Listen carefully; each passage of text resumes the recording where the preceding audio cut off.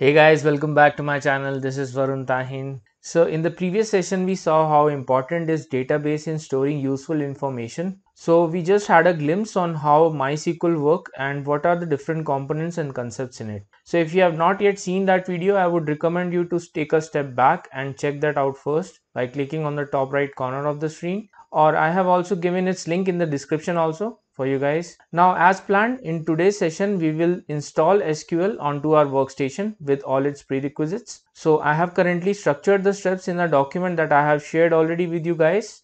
So it's in this GitHub link which you are seeing on the screen, and now the thing we will do is follow these steps and install MySQL onto our system. So what I have done is I have created some documents here. So you can see here that this one is for Windows installation of MySQL, and this is for the installation of SQL in Mac OS system. So likewise for Linux we can also download it. So it will have identical steps. It's just that the distribution name and the distribution type will change. So as per my system is Windows. So I'll just click here.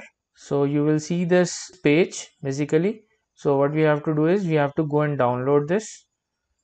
Okay, so this will get downloaded as a PDF, and now I will open it and follow the instruction here. So this is the MySQL installation guide for Windows.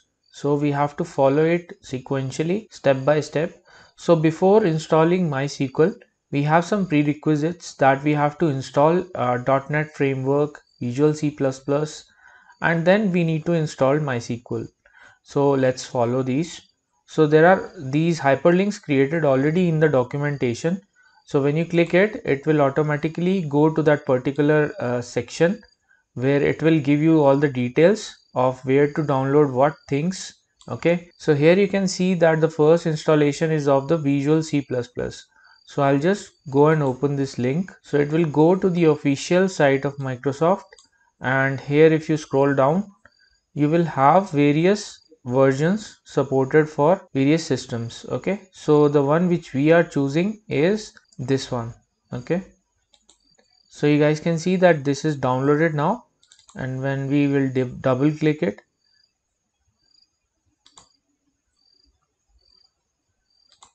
and agree to the terms and condition, say install, it will basically start the installation procedure. So this is doing for Microsoft Visual Studio C++ 2019 version. This is the latest one. It might take a while. Okay, so now you can see that it is prompting us that you must restart your computer before you can use this software. So what I do now is just close this for now. Okay, and we will restart later. Okay, then we'll move on to the other section. So next what we will do is we will move on to the top again and install .NET Framework. So just click this, then click on this link. So it will open this .NET Microsoft.com, and what we have to do is we have to install the latest .NET Framework. So just see this recommended download for latest version of .NET. Just click it and go to .NET 5.0. Okay, so what we have to do is we have to install this .NET Runtime. Okay, and for Windows I'm running on the desktop application, so I'll just choose Windows and then go to download x86. Okay, so you have seen that this is get downloaded. Now you have to just install it by clicking on run and then install. Okay, so installation was successful, so I'll just close it and go again to the documentation. So next we need to download MySQL. Okay, so this is the important part. So just click here and click on this link. So again it will go to site for mysql.com where I can download. So I'll just go to the download section and go down a little bit where I see MySQL community GPL downloads. Okay, and then from here I just need to download MySQL installer for Windows. Okay, and here I'll choose this one. So this is the distribution for Windows, which is a full distribution. Okay, this might be a web-based distribution, so it is quite small, but this is an offline kind of full download version, so you can download it and then say no thanks, just start my download. So this might take some time based on your internet speed. So it is 451 MB as you can see here on the screen. Okay guys, it's downloaded. So I'll just double click it now and run it. So this is the community edition and it will ask for numerous options before installation. So we will go step by step in the order where the documentation is giving us all the steps. Okay, so here it is saying that the following application should be closed before continuing the installation. So MySQL notifier, so I'll just choose the default option which says that automatically close applications and attempt to restart them after setup is complete.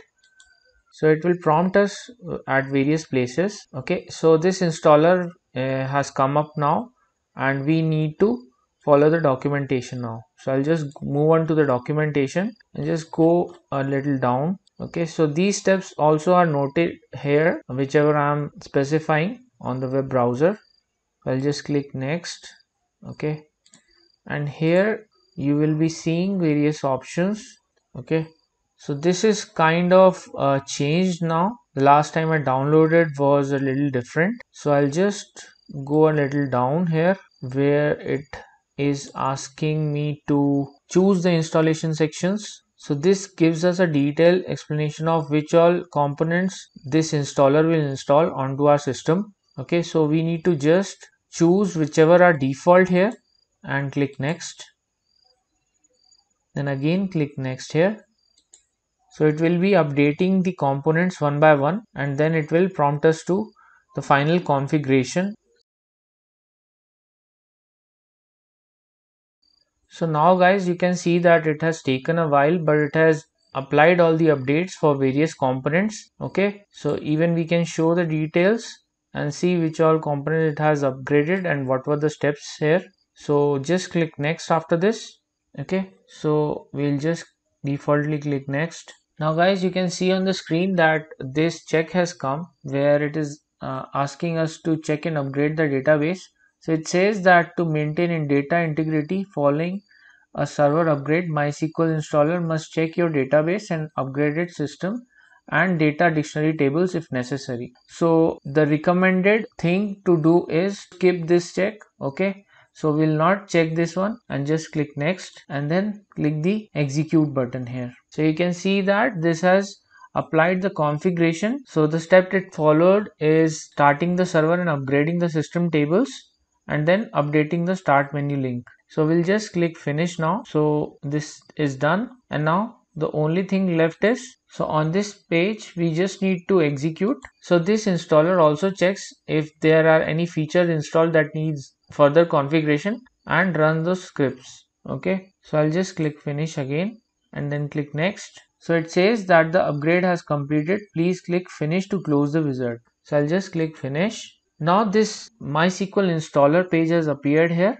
and you can see that it is giving us various options where it is showing us the different version of the various components it has downloaded, and we can even reconfigure it or add other components or modify the existing components or upgrade it or remove it.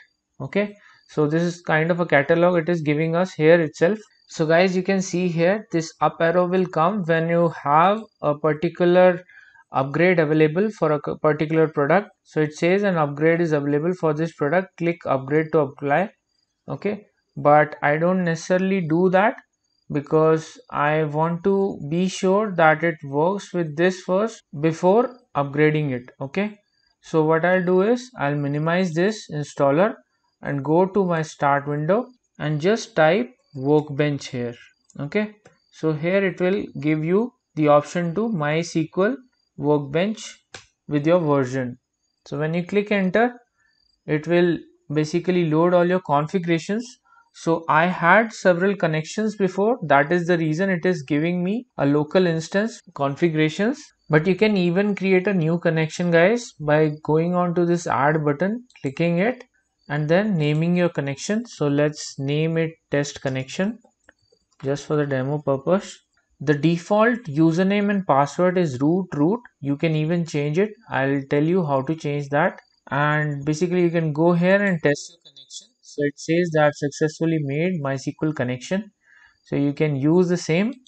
When you click OK, it will create this connection. And whenever you want to connect to this connection, just double click it, and basically it will open this new window where it will give you an option to write your SQL queries. So this is it, guys. This was a quick session to give you a hands-on experience on how to download MySQL with various prerequisites. So please ensure that you follow my video if you are downloading the latest version of MySQL.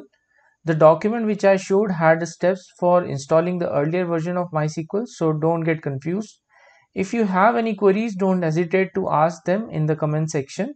I will see you in the next session where we will create database and get our hands dirty with SQL queries. Please don't forget to subscribe my channel and like my videos and support me as much as you can so that I can come up with more awesome content covering every aspect in data science. Please do take care of yourself and stay tuned for more videos. Happy learning and thanks for watching.